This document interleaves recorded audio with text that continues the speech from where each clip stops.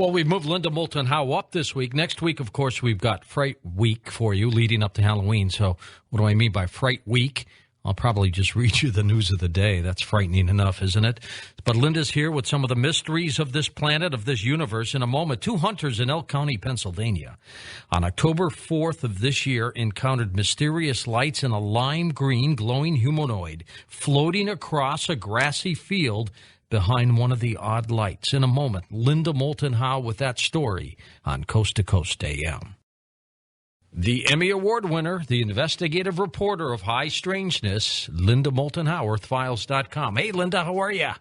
George, how are you tonight? Doing great. Hey, looking forward to November 7th in Las Vegas, where you put together a great group of people who will be part of the 2008 UFO Crash Retrieval Conference, but we're going to do our live show there this year. I know. With you. It's only 2 weeks away, and I'm really looking forward to it. It's good. We're going to have a good time. We've got a lot of guests. It's going to be exciting. We're going to be at our studios at KXNT and looking forward to it. It should be a very successful conference as well, Linda. And I think tonight we're going to talk with Nick Redfern a little bit about what he's going to present and what I'm going to present, so we can go into it a few more details later on in the program. But I would like to start tonight with really one of the areas of the United States, if not entirely North America, that I always associate with some of the highest strangeness that I have ever encountered in interviews and reports, whether it is UFO phenomena, whether it's Bigfoot, large black panthers that shouldn't be there, unidentified aerial craft, lights, beams, and non-human beings on the ground. And this includes this most recent lime green glowing humanoid that you mentioned at the top, and the area that is famous for maybe a century, 2 centuries, is western Pennsylvania.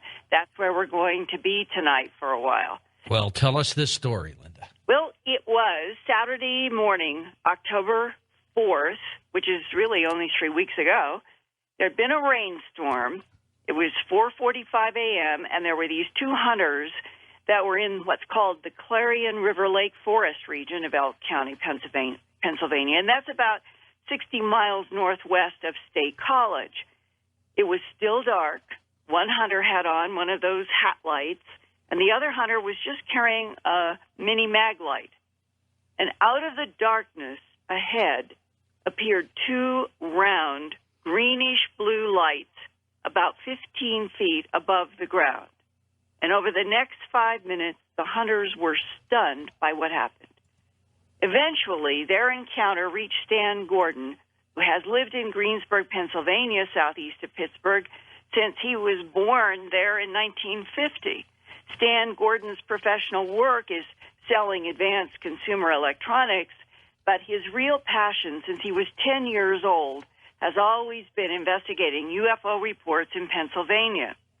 By 1970, Stan Gordon had organized the Westmoreland County UFO Study Group and established a UFO phone hotline for the public that is still active today in 2008 at area code 724-838-7768.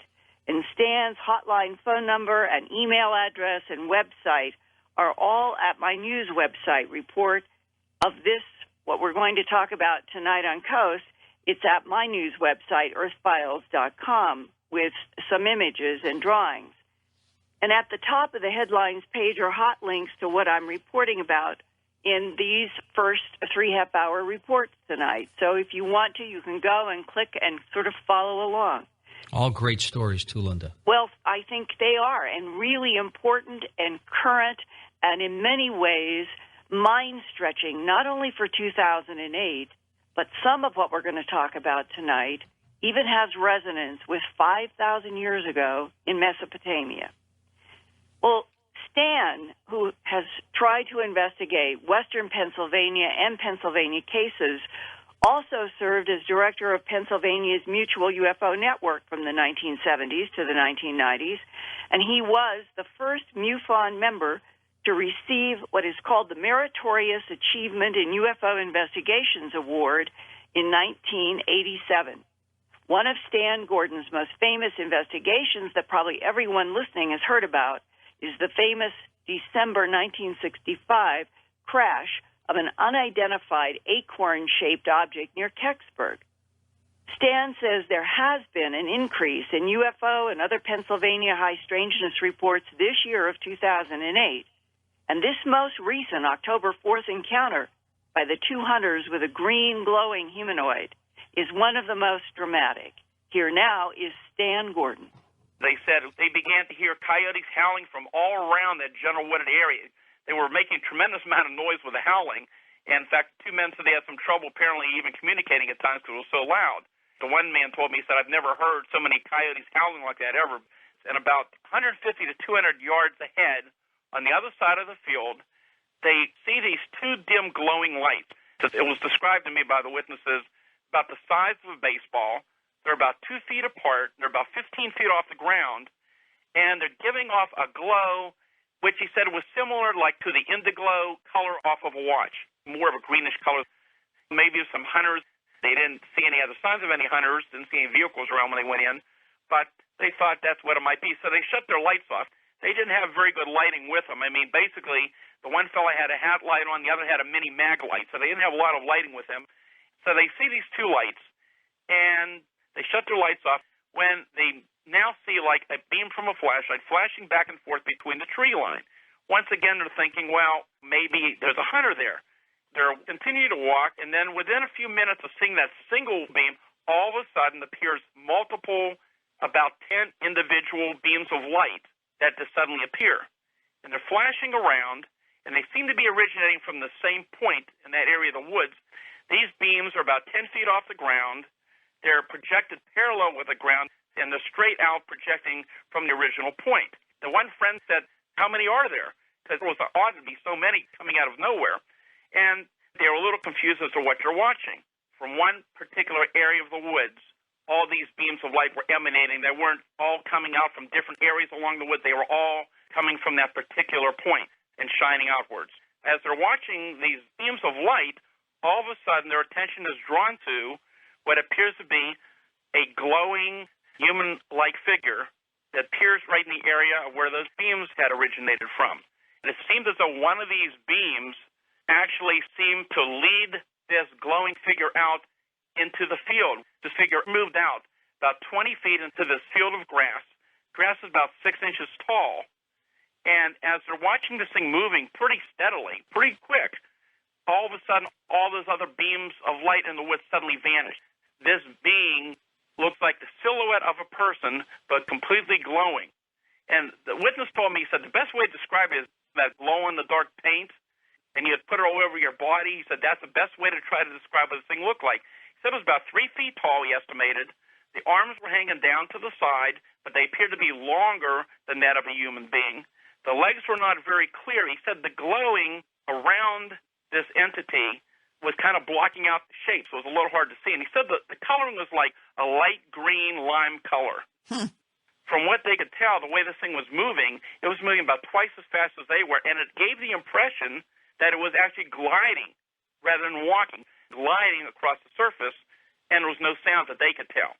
Now, at that point, they were both apparently pretty shook up, and the one witness told me at that point he was becoming a little nervous, not sure what's going on, and maybe as a reaction, he began to whistle out loud.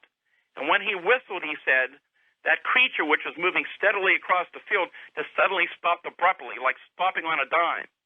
And he said it remained motionless for about 30 seconds. Then it began to move again about 20 feet deeper into the field. And then suddenly, right at that point, it just vanished from sight. Disappeared, and they did not see it again. And interestingly, he said about 2 minutes later, the object in the field vanished. All the coyotes stopped howling. They had been howling the whole time. Total experience about 5 minutes, he observed this glowing figure. And that's basically it. He did tell me that later that day, as they kept discussing this thing, trying to figure out what they had seen, they went back to the location to search for any footprints or any evidence and found nothing. And they were very reluctant to tell anybody. The one fellow told me he had told a couple of people close to him. They were making fun of him, so he said he just kept his mouth shut. Have you ever had a case in which there was a humanoid figure that appeared to glow a lime green and float over the ground? I know there have been other reports, and I know I've had instances of even entities in people's homes that floated. In some cases, they could not see the legs, but they were able to float around in the house. And I can't say in all those cases they glowed, but I have heard similar reports, and it's going back many years. The agitation of animals, such as coyotes howling loudly, and other animals that are disturbed when these strange lights and sometimes craft or entities are around, has been part of the UFO phenomenon for more than a century of reports. Oh, yeah. It's been very prominent in many of the Bigfoot cases, especially during that wave of sightings in 73 and 74. And many of those sightings we had with Bigfoot, they were very close range. A lot of them, in fact, were daylight sightings, sometimes multiple creature reports, quite often multiple witness reports, a lot of them out in farm country in Pennsylvania. And in a lot of the reports, these large, normally vicious dogs, which should have been barking, going crazy, when these things were around, they were hiding back into their pens. They wouldn't bark. They wouldn't move. Sometimes for days later, they wouldn't even eat properly. And that's something that I witnessed myself. Police officers who worked on some cases back then reported that to us. People can be fooled, but the animals cannot.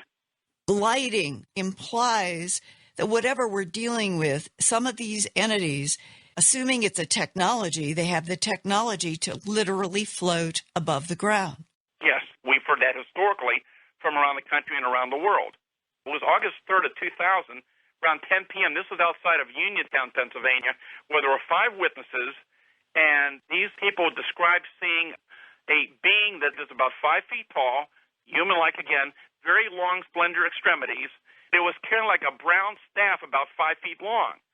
They observed it from distance about 250 feet away, and there was no apparent ground disturbance, but they said this thing appeared to be gliding about 6 inches above the ground. And they all got a pretty good look at it, and they were all pretty shook up.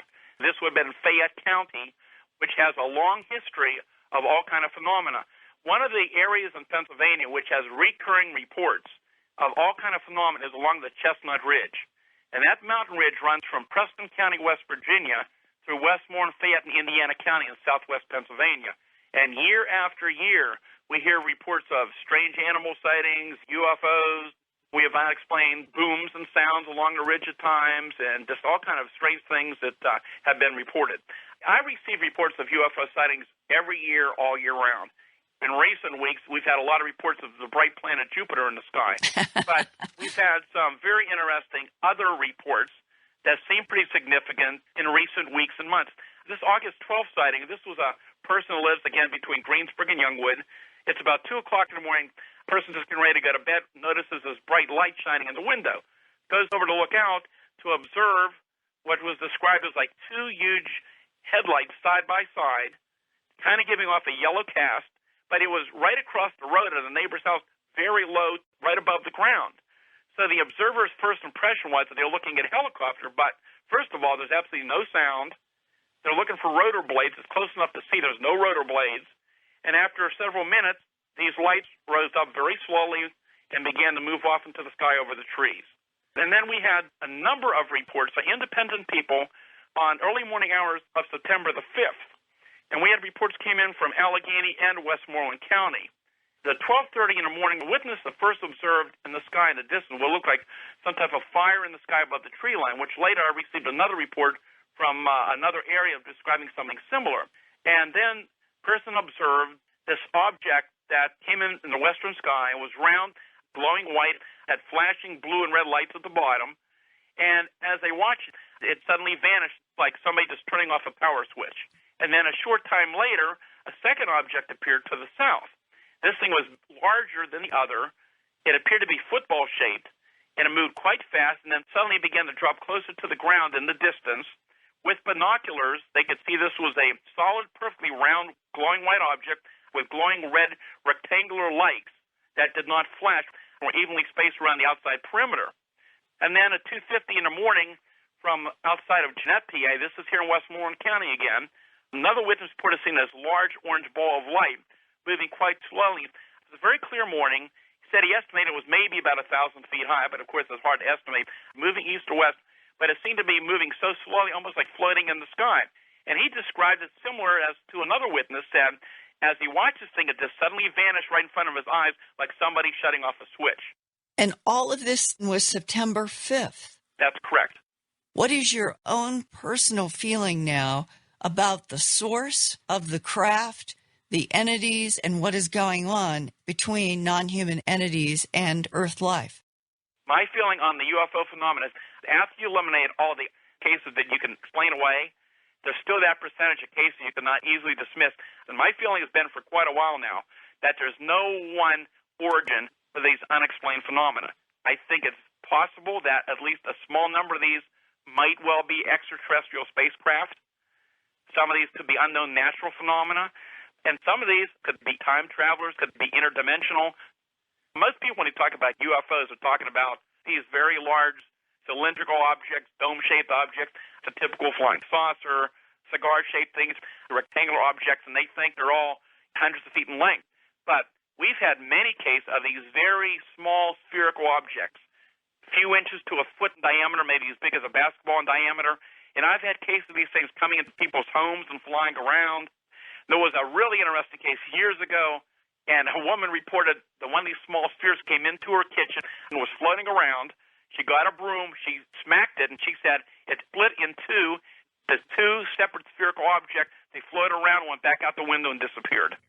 Those are those mysterious lights, George, that we encounter in crop formations, in pastures where sometimes animals are found dead and mutilated. And one of the most intense UFO flaps in Pennsylvania history, if not U.S. history, was 1973 to 74. And there were two women who lived in a log cabin in western Pennsylvania woods. And one night they heard a knock on their front door. When one of the women opened the door, standing there was a tall, hairy, primate-looking creature with a human-like face that we would call Bigfoot or Sasquatch. She screamed, and the Bigfoot character went bounding off the wooden porch. The next morning after sunup, on that wooden porch, they found large primate-shaped footprints scorched or burned into the wood where the creature had been standing in front of the door and where it ran to get off the porch. And in Montana, a couple of years later in 75, a rancher out hunting with a 30-06 comes around a bend, and there standing, he reported this to the Cascade County Sheriff's Office, he said was a tall, at least 8 feet tall, reddish-brown, hairy primate, and he lifted up his rifle, and he shot, and the creature disappeared in a flash of light.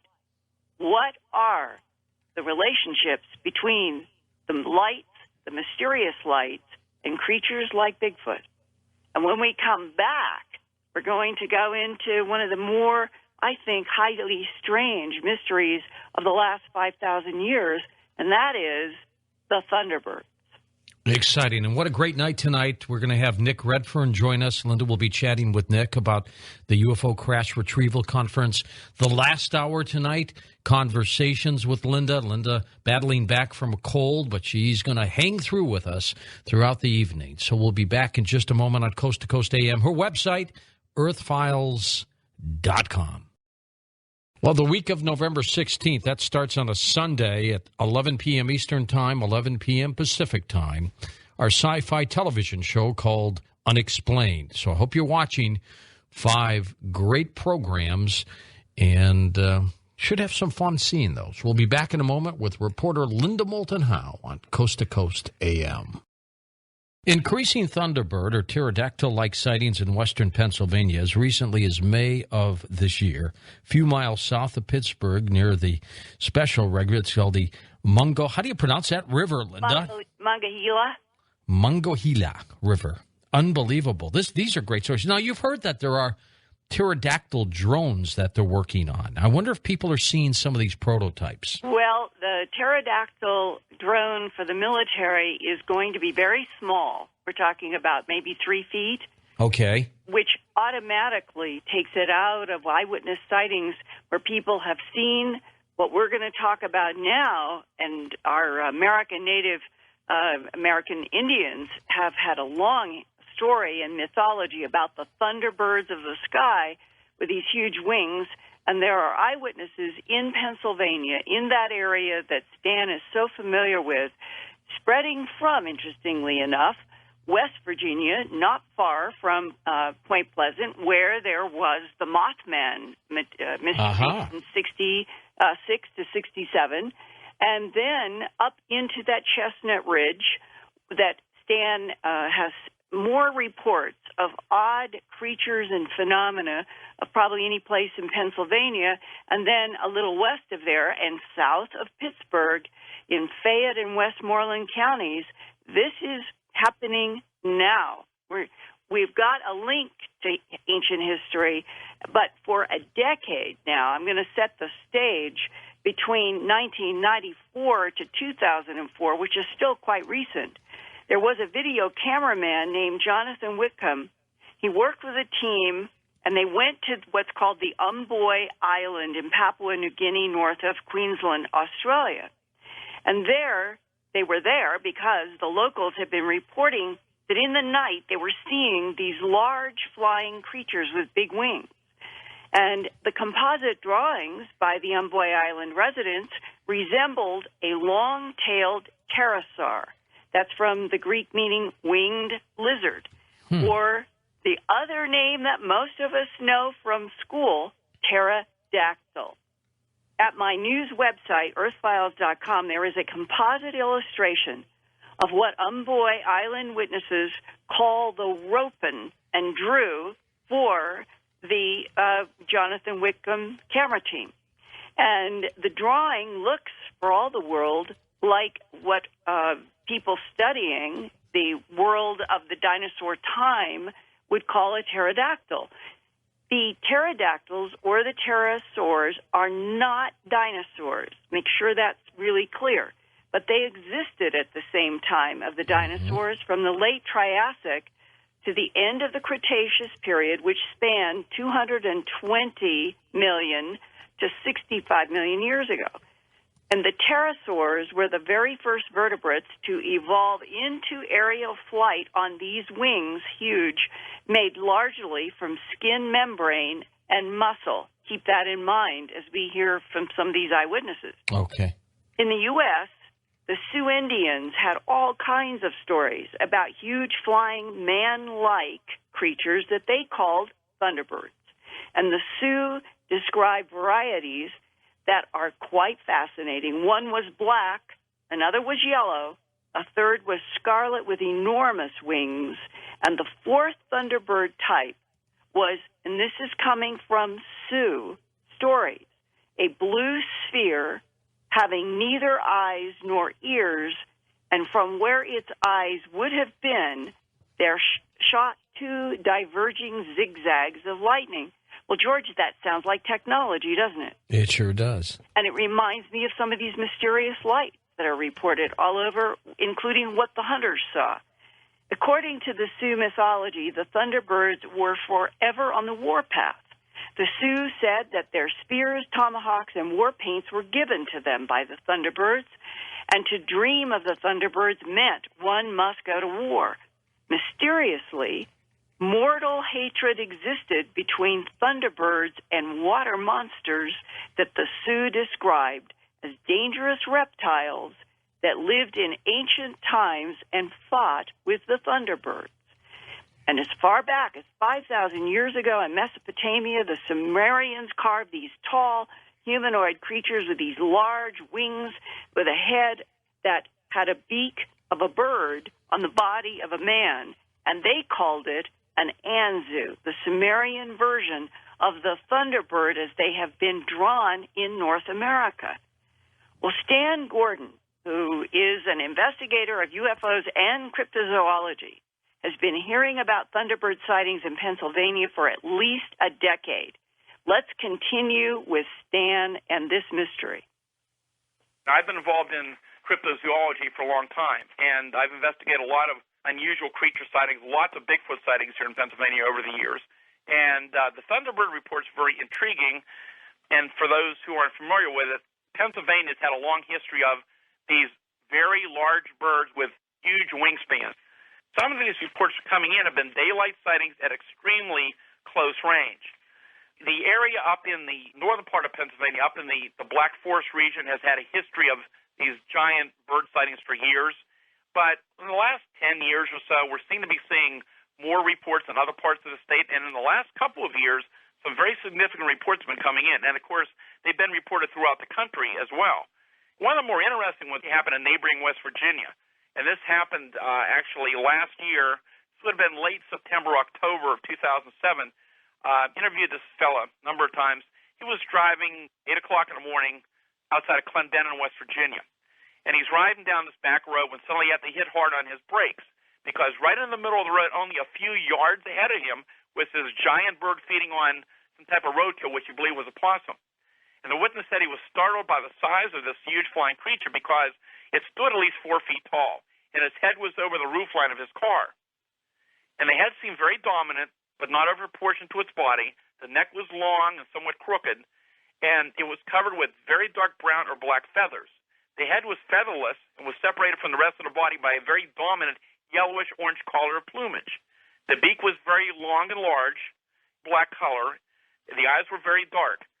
And he said that the legs were full feathered to its featherless feet. The chest hair was very distinct and well-formed. But he said what was most outstanding was the massive wingspan. And actually, he went back to the scene afterwards and measured the wingspan because this took up the whole 2-lane roadway. And he measured it 21 feet across. Now, you've got to remember, he's very close to this thing. And as this thing is moving its wings, actually it's disturbing like the gravel and dust on both sides of the roadway. And he said it was just amazing. He said, as you remember the wings, he said, it was as though they were the arms of a human attached.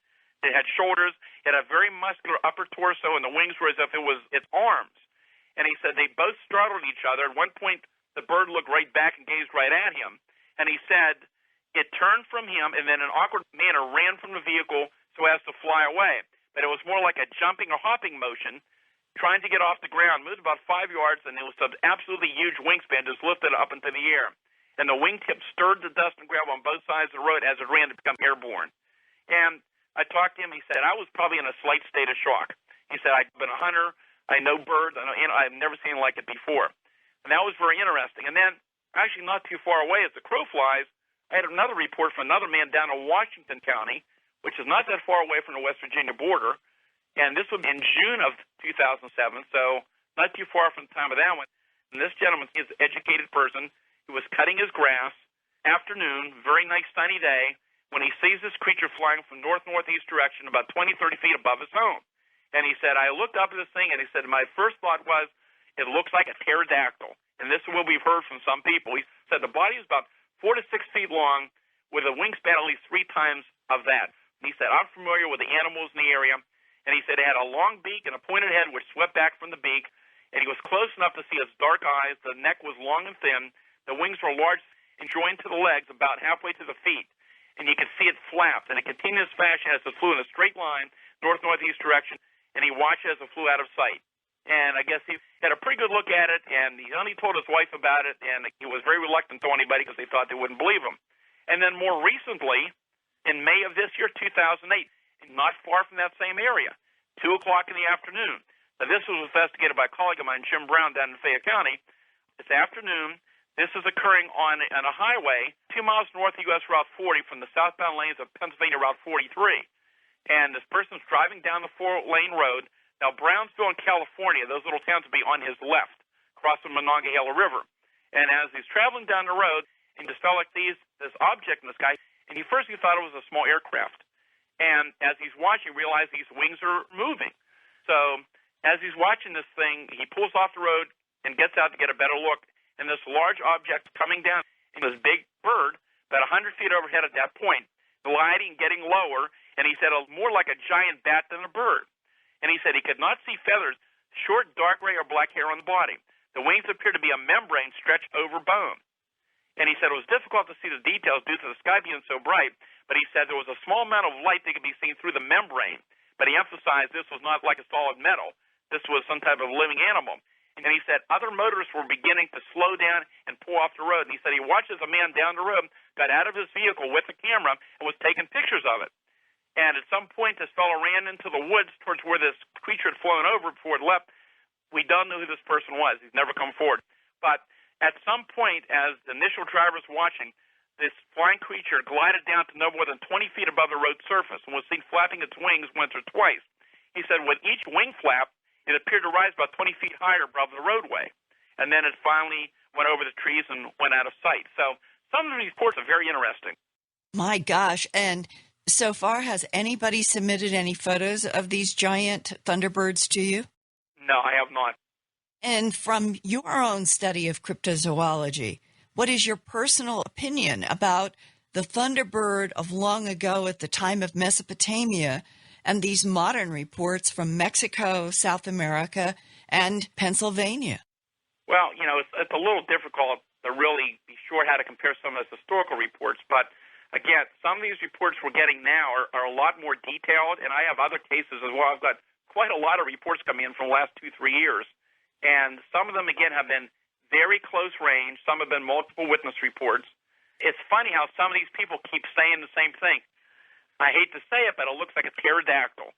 And when you look at that illustration from that Umboy Island, from that decade-long research and photography, you are seeing something that if you go to Wikipedia or to an encyclopedia and you look up pterosaur or pterodactyl, it looks so similar. And as Dan has described, there was that one very detailed description where the man said it looked like skin that was very stretched over bone or something, that he could actually see kind of like light through it, like it was translucent.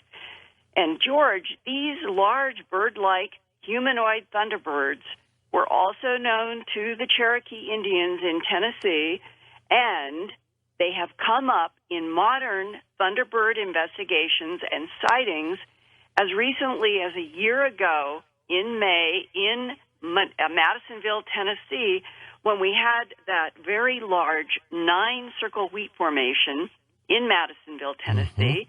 And in my Earth Files report, I showed the photograph of the formation, and there is discussion of thunderbird sightings right there in that very same field area where the crop formation came, and what the Indians have said and drawn, and compared to the Sumerian thunderbird character.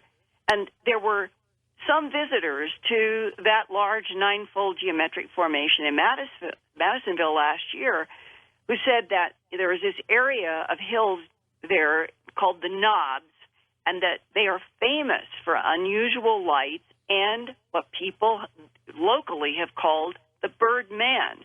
And the editor of the Monroe County Buzz newspaper said that about 35 eyewitnesses have seen what they call the Bird Man in the last, 50 years, and that the most recent encounter was in 1975, only a few hundred yards from the May 2007 wheat formation, and that last eyewitness reported that this bird man was about 7.5 to 8 feet tall, with the body of a man, wings like a bird, the head of a man with a beak like a bird.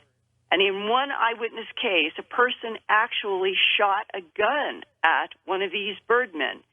And similar to the Sioux, the Cherokee Indians who have lived all around that Madisonville, Tennessee region, refer to themselves as friends of the Thunderbird.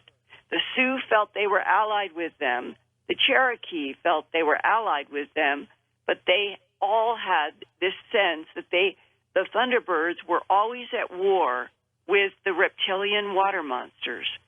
And this is part of we'll call it the fabric of human evolution for at least the last 5,000 years, this concept of a human figure with huge wings, a head sometimes depicted as human with a beak and sometimes depicted as a bird with a beak. Linda, in Alton, Illinois, overlooking the Mississippi on the side of a small area of rocks, there's a painting that Native Americans painted hundreds of years ago of the Piasa bird. And native legend out in this region talks of how this bird swept down and would scoop up little children, and just an incredible, but apparently one was killed by legend, of course, by the chief of this tribe. And it's in Alton, Illinois, and it's an incredible story, but it's very similar to some of these Thunderbird stories that you've picked up. Well, and it's interesting that you bring up Illinois. I received an email tonight from a person this is a quote. It was early 1995, maybe February or March. I lived in a condo on the third floor of a large complex in Woodridge, Illinois, about 40 miles southwest of Chicago. It was late one night, around 11 or midnight. I stepped out on the balcony to smoke a cigarette. We had just had our first child, and I heard a whistling whoosh sound and turned to see what it was, and there was a huge, scaly-headed, he uses the term, pterodactyl. It was gliding right past my balcony. I was shocked, and I just stood there looking. Its large eye seemed to turn and focus on me. It looked sad and old, and I felt sorry for it. And then it was gone, just like that. I would say it was maybe 5 to 6 feet long with a wingspan of at least 15 feet, and the head seemed to point backwards as it glided.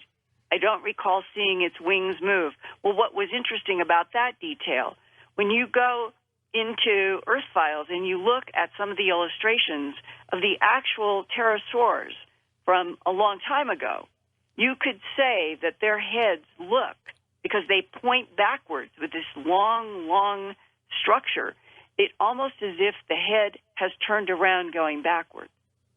What an incredible story. This one is just truly incredible. Yeah, and it has been enmeshed in so much history. And when you go to John Keel's The Mothman Prophecy, all of that hard-slogging work that he did between November of 66 and December of 67, spanning a 13-month period in which people were having dreams that that bridge was going to collapse, and they were seeing these very strange, in the book, he uses the term prismatic lights that were pulsing, and I thought of Stephenville, Texas, 2008, and that these prismatic lights were there even after the hour that the bridge collapsed, linked to their presence. When we come back, more with Linda Moulton Howe on Coast to Coast AM.